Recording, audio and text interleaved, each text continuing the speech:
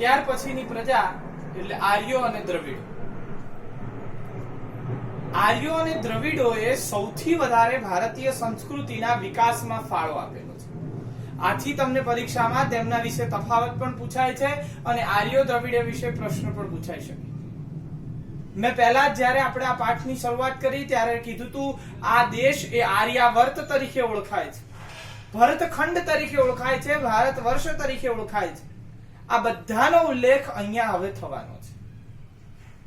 આપણે ત્યાં ભારતીય મૂળ પ્રજા, જેને આપણે સિંધુ ખીણની, જે સૌથી બુદ્ધિમાન પ્રજા હતી, સુવ્યવસ્થિત નગર આયોજન જેને કરેલું છે, રોડ, રસ્તા, ગટર લાઈન, એ સમયનું આવું નગર દુનિયામાં ક્યાંયથી મળ્યું નથી જે આપણી ભારતીયોમાંથી મળ્યું છે. તે પ્રજા એટલે દ્રવિડ પ્રજા. બુદ્ધિમાન, તીક્ષ્ણતા અને ધાર્મિક શ્રેષ્ઠ માન્યતાઓ ધરાવતી પ્રજાઓ, આ બંને પ્રજાનો સિંહ ફાળો આ સંસ્કૃતિના વિકાસમાં રહેલો છે. પહેલી પ્રજા છે આપણે જે આગળની બધી પ્રજા ભણી, ત્યાર પછી હવે આવે છે દ્રવિડ પ્રજા, પાંચમી અને મુખ્ય, જેનો ખૂબ મોટો ફાળો આ ભારતીય સંસ્કૃતિના વિકાસમાં છે. મૂળ ભારતીય પ્રજા છે, આ ક્યાંય બહારથી આવી નથી, એ અહીંયાની જ છે, મૂળ અહીંયાની વસેલી મૂળ ભારતીય પ્રજા છે. સિંધુ ખીણની સંસ્કૃતિ, પાષાણ યુગના સીધા વારસદાર તરીકે આ પ્રજાને માનવામાં આવે છે. આપણે જે સિંધુ ખીણની સંસ્કૃતિનો પહેલા ઉલ્લેખ કરેલો છે, તમે ભણી ગયા છો. અને જે મેં કીધું પાષાણ યુગીન જે વસ્તુઓ મળી આવે છે, એ બધાના સીધા વારસદાર કઈ પ્રજા છે તો કે દ્રવિડ પ્રજા છે. ભાષા અને સંસ્કૃતિ અને વારસાને ટકાવનારી કોઈ પ્રજા હોય તો એ દ્રવિડ પ્રજા છે. હાલ પણ તમે સાઉથ ઇન્ડિયન, જેને દક્ષિણમાં, મેં અહીંયા લખ્યું છે કે તે લોકો દક્ષિણમાં જઈને વસે, જે સાઉથ ઇન્ડિયન છે તે દ્રવિડ પ્રજા છે. તેમના લક્ષણો અને ઉત્તર ભારતમાં વસતા લોકોના લક્ષણો સીધી રીતે થોડાક અલગ જોવા મળે છે. દેખાવ, તેમનો પહેરવેશ, બધી રીતે તે લોકો દ્રવિડ પ્રજા છે. અને તે પ્રજા ભાષા, સંસ્કૃતિ, વારસોને ટકાવનારી શ્રેષ્ઠ પ્રજા તરીકે ઓળખાય. આપણે જે શિવ અને પાર્વતી, જેને ઈષ્ટદેવ તરીકે મહાદેવ કીધા છે, મહાદેવી તરીકે જે પાર્વતીની પૂજા કરીએ છીએ, તે પૂજા એ દ્રવિડોની પૂજા છે. દ્રવિડો પોતાના પરમપિતા તરીકે શિવને માને છે અને પોતાના ઈશ્વરીય માં ભગવતી, પોતાની માં તરીકે કે પ્રકૃતિ અંબિકા તરીકે ભગવતી પાર્વતીની પૂજા કરતા હતા. શિવલિંગ અને યોનિની પૂજા, જે આપણને હડપ્પાકાલીન તથા સિંધુ ખીણની સંસ્કૃતિમાંથી મળે છે, તે અહીંયા પણ જોવા મળે છે. ધૂપ, દીપ, આરતી ની આરતી છે, ધૂપ, દીપ, સવાર સાંજ આપણે જે દીવાબત્તી ધૂપ કરીએ છીએ, બરોબર, જે દેવોની જુદી જુદી અર્ચના છે, પૂજા છે, એ બધાની પરંપરા આપણને દ્રવિડોએ આપેલી છે. પ્રકૃતિ પૂજા અને પશુ પૂજામાં માનનારા ભારતીય પ્રજાનું એક મુખ્ય લક્ષણ છે આપણે ત્યાં પ્રકૃતિ પૂજાનું. મેં પહેલા જયારે પ્રાકૃતિક વારસો ભણાવ્યો ત્યારે કીધું હતું, વન સૃષ્ટિ ભણાવતી વખતે, કે આપણે ત્યાં લીમડો, પીપળો, તુલસી, ઉમરો, આવા બધા વૃક્ષોની ભાવથી પૂજા કરવામાં આવે છે. આપણી પૂજાઓમાં આંબાના પાન, ઉમરાના પાન, પીપળાના પાન, આસોપાલવના પાન, આ બધાને દેવી તત્વ ગણી અને તેને પૂજામાં મૂકવામાં આવે છે. આમ આપણે ત્યાં પ્રકૃતિની પૂજા છે. નદીઓને પોતાની માતા ગણી નદીની પૂજા કરવી.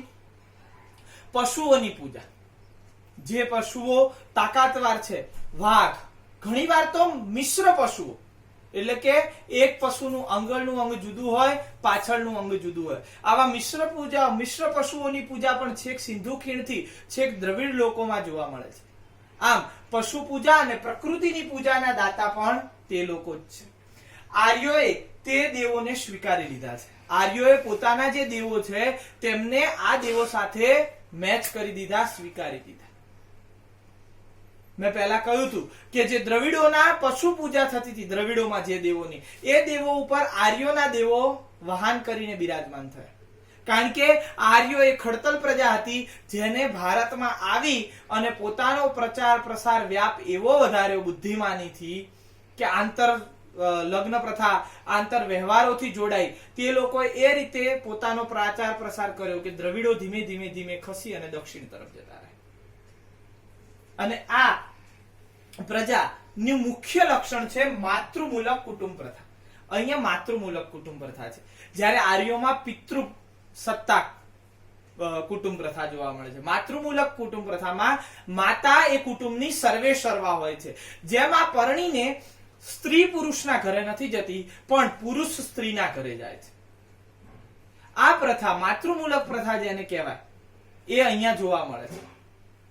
સ્ત્રી પોતાના બધા જ અધિકારો ભોગવે છે અને માતૃમૂલક કુટુંબ પ્રથાનો આખો વ્યાપ એ અહીંયા દ્રવિડ સંસ્કૃતિમાંથી જોવાય. સ્ત્રીને એ સર્વસત્તાવાન અને સર્વસત્તાધીશ ગણવામાં આવે છે. અહીંયા સાથે સાથે તે લોકો વિજ્ઞાન અને ખગોળને પણ ખૂબ સારી રીતે જાણતા હતા. દ્રવિડો, તેમને નક્ષત્રો, ગ્રહોની માહિતી ખૂબ સારી હતી.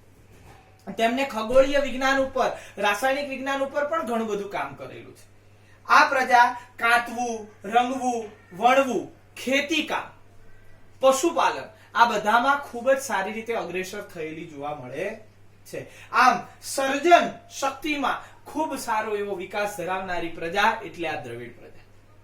આર્યોના આવતા તે દક્ષિણમાં ખસ્યા અને ધીમે ધીમે આર્યો અને દ્રવિડો વચ્ચે આંતરવિવાહ પ્રથાથી કે આંતરજ્ઞાતીય લગ્નથી કે અંદર આંતરિક વ્યવહારોથી ધીમે ધીમે આર્યોના દેવો તેમને સ્વીકાર્યા, દ્રવિડોએ, અને દ્રવિડોના દેવો આર્યોએ સ્વીકાર્યા. ધીમે ધીમે એ બંને સંસ્કૃતિ એવી એકાકાર થઈ ગઈ કે આર્ય દ્રવિડ સંસ્કૃતિ હાલ સમગ્રમાં હિન્દુ સનાતન સંસ્કૃતિ તરીકે ઘણા લોકો તેને ઓળખે છે.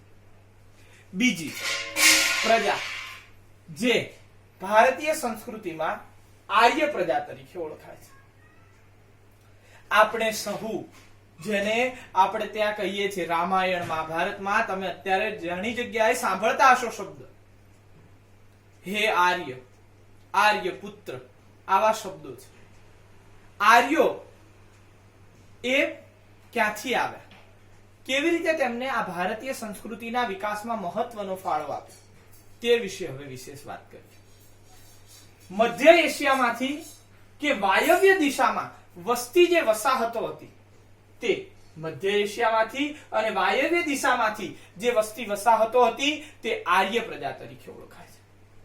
તે ધીમે ધીમે પોતે ભારતમાં પ્રવેશ્યા. પોતે બુદ્ધિમાન, ખડતલ અને સમન્વયકારી પ્રજા હોવાના કારણે તેમને ભારતીય સંસ્કૃતિનો વિકાસ કરવાનું બીડું પોતાના હાથમાં લીધું. આર્યોએ પોતે આવી બુદ્ધિમાની અને ખડતલતાથી પોતે અહીં આવી અને પોતે એ જગ્યા ઉપર વિજય મેળવ્યો. ત્યાંની પ્રજાઓને હટાવી નદીના કાંઠાઓ ઉપર નગરોનો વિકાસ કર્યો. જુદા જુદા નગરો અને નગર સંસ્કૃતિનો વિકાસ કરી સાથે સાથે દરેક પ્રજા સાથે સમન્વય સાધ્યો. એકબીજાને પોતાની અંદર સ્વીકારી અને આંતર વિગ્રહ નહીં પણ આંતર જોડાણ સાધી અને ધીમે ધીમે તે લોકોએ આર્યાવર્તનો વિકાસ કર્યો. આર્યાવર્ત આવો શબ્દ આપણે જોઈએ છે. સપ્ત સિંધુનો પ્રદેશ, અહીંયા 7 નદીઓનો સમૂહ વહે છે. ગંગા, યમુના, સિંધુ, બ્રહ્મપુત્રા વગેરે એવી 7 મોટી નદીઓ નો જે મિલન સ્થાન હતું. સરસ્વતી, ગંગેશ્ચૈવ યમનેશ્ચૈવ ગોદાવરી સરસ્વતી નર્મદે સિંધુ કાવેરી જલસ્મિની સન્નિધિં કુરુ. આવી આપણી આ 7 મુખ્ય નદીઓના નામ લઈ અને સ્નાન કરવાનું આર્ય સંસ્કૃતિમાં બતાવેલું છે.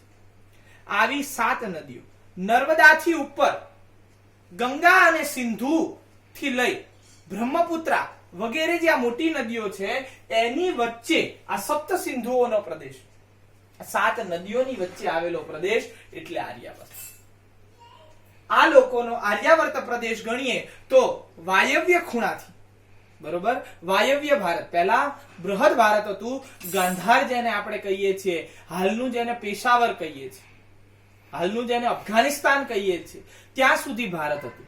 અને અફઘાનિસ્તાન પેશાવર થી લઈ અને છેક મિથિલા, બ્રહ્મપુત્રા નદી, નેપાળ થી લઈ અને નીચે નર્મદા સુધીનો જે ભાગ છે એ સમગ્ર વિંધ્યાચળગીરીની પર્વતમાળાઓ સુધીનો ભાગ આર્યાવર્ત તરીકે, એટલે કે ઉત્તર ભારતનો ભાગ એ આર્યાવર્ત તરીકે ઓળખાતો. ત્યાં આર્ય પ્રજાએ સૌથી વધારે નગરો વિકસાવ્યા અને પોતાનો વિકાસ સાધ્યો.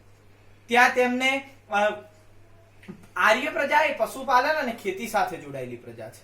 તેને ધીમે ધીમે અનેક પ્રકારના વહાણવટા, ઉદ્યોગો વગેરેમાં પણ પોતે હાંસલતા સિદ્ધિ અને ઉચ્ચ પદવીઓ સિદ્ધ કરી.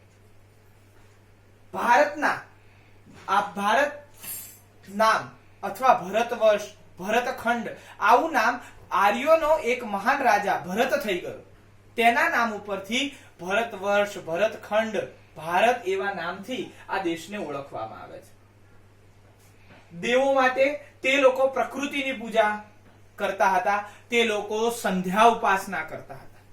સૂર્યની ઉપાસના તેમનામાં સવિશેષ જોવા મળે. અગ્નિ, સૂર્ય અને જળ આ ત્રણ દેવોની પૂજા સવિશેષ જોવા મળે છે આર્યોમાં. આથી જ અગ્નિ તેમનો મુખ્ય દેવતા હોવાથી તેઓ અગ્નિને ભોજન સ્વરૂપે કે ભેટ સ્વરૂપે પોતે જે નવું ધાન્ય પાકે તે અર્પણ કરતા હતા અને ત્યાંથી જ યજ્ઞની સંસ્કૃતિ અસ્તિત્વમાં આવી. આમ યજ્ઞની પરંપરા જે આપણે જોઈએ છીએ, જે દેવોની આપણી કળશની પૂજા છે, યજ્ઞોની પૂજા છે, અન્ય દેવી દેવતાઓની પૂજા છે, પ્રકૃતિના તત્વોની, સૂર્યની પૂજા છે, વાયુની પૂજા છે, નદીઓની પૂજા છે, આ બધી વસ્તુ એ આર્યોની દેન છે. આર્યોનું સૌથી મોટું સાહિત્યિક પ્રદાન છે વેદોની રચના.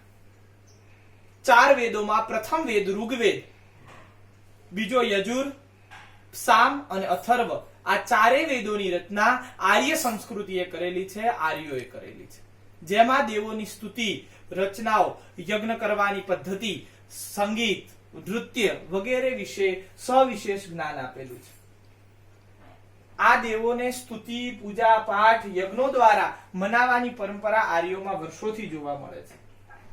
ધીમે ધીમે આર્યો અને દ્રવિડોનું આકસ્મિક અને સુંદર રીતે એકીકરણ થયું. તે લગ્ન ગ્રંથિથી જોડાયા હશે કે બીજા કોઈ વ્યવહારોથી જોડાયા હશે. તે જે તે સમયે એ લોકો જોડાયા અને તેમને એકબીજાના દેવોને સ્વીકાર કર્યા, યજ્ઞ પરંપરાને સ્વીકાર કર્યા અને છેક ઉત્તરમાં કાશ્મીર, નેપાળથી લઈ વાયવ્યમાં છેક અફઘાનિસ્તાનથી લઈ અને મ્યાનમાર, બર્માથી લઈ નીચે હિન્દ મહાસાગર, રત્નાકર સુધી સમગ્ર ભારતમાં આર્ય સંસ્કૃતિનો પ્રચાર પ્રસાર થયો અને જુદા જુદા ગ્રંથો રચાયા. રાસાયણિક વિદ્યા, વૈજ્ઞાનિક વિદ્યાઓમાં અને અનેક પ્રકારના માટીકામ છે, શિલ્પકલાઓ છે, અનેકમાં સુંદર રીતે આપણે ત્યાં સ્થાપત્યકીય રચના, વ્યવસ્થાપકીય રચનાઓમાં આર્યોએ અને દ્રવિડોએ ભેગા થઈ અને આ ભારતીય સંસ્કૃતિનો ખૂબ સારી રીતે વિકાસ થયો. આમ આજે આપણે ભણ્યા ભારતમાં ભારત ભૂમિ પરની પ્રજાઓ. ભારત ભૂમિ પરની બધી પ્રજાઓ ધીમે ધીમે આર્યોમાં દરેકમાં ભળતી ગઈ અને બધા છેલ્લે શું ગણાયા? ભારતીય. અત્યારે આપણે કોઈને આર્ય નથી કહેતા, આપણે કોઈને દ્રવિડ નથી કહેતા, આપણે કોઈને ધર્મની રીતે જોતા નથી. આપણું બંધારણ એવું કહે છે કે ભારતનો દરેક નાગરિક એક ભારતીય છે. આ વૈવિધ્ય સભર વારસાનો એક ઉત્તમ ધોતક છે. કોઈ નથી હિન્દુ, કોઈ નથી મુસલમાન, કોઈ શીખ નથી, કોઈ ઈસાઈ નથી, સર્વે છેલ્લે અંતે શું છે? એક ભારતીય છે. આમ એકતા, અખંડિતતા અને આ જે સંસ્કૃતિ જે વર્ષોથી ભેગી થઈ અને એક સુંદર મજાનો અમર પાક બન્યો છે, તે આપણે આપણા સમાજને પણ આગળ આપવાનો છે. આમ આપણે આજના સમગ્ર પેલામાં જુદી જુદી પ્રજાઓ અને તેમને ભારતીય સંસ્કૃતિમાં સાધેલા વિકાસ વિશે ભણ્યા. બધા જ પોતે ફરીવાર આ ચોપડીનો હું ભાગ પીડીએફ મૂકું છું, એ ફરીથી વાંચજો અને પાછળ ભારતીય સંસ્કૃતિના વારસાનું જતન એ વિશે પણ હું મૂકવાનો છું. તમને ચોપડીનો એક ભાગ એ વિશે પણ વાંચજો અને જે પ્રશ્નો વગેરે કહું તે તમે લખી અને મોઢે કરશો.